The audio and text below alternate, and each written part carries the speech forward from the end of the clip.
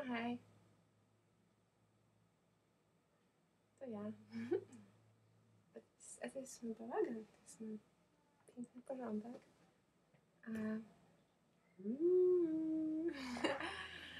Dzisiaj nic nie powiem o wege, bo jeszcze mam coś do zrobienia,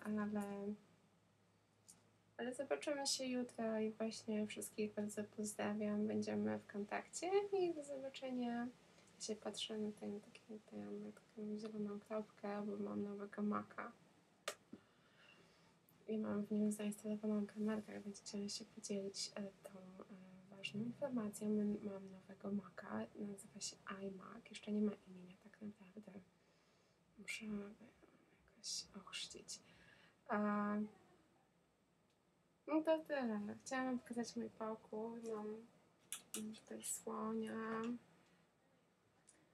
Mam tutaj mnóstwo butelek po sokach i miski brudne. Umyję. Dzisiaj robiłam laleczki, dlatego tam dalej jest jeszcze większy bałagan. I pokażę wam jedno.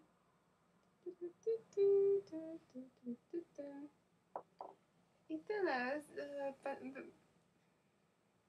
Dzisiaj wegetarianizmu nic nie będzie, bo dzisiaj nic, nawet nie gotowałam nic specjalnie, ani no co mogę powiedzieć o sokach. Tu mam taki sok, to jest marchewkowy sok organiczny, czyli ekologiczny. Jest w takiej butelce jest 17 marchewek. I tutaj mam jeszcze inny sok. To jest taki trochę dżunkowy, znaczy taki lemówek z witaminą D.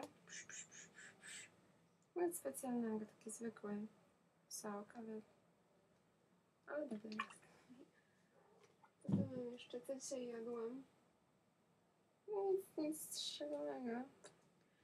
To zobaczymy się jutro. Coś może więcej powiem o wege.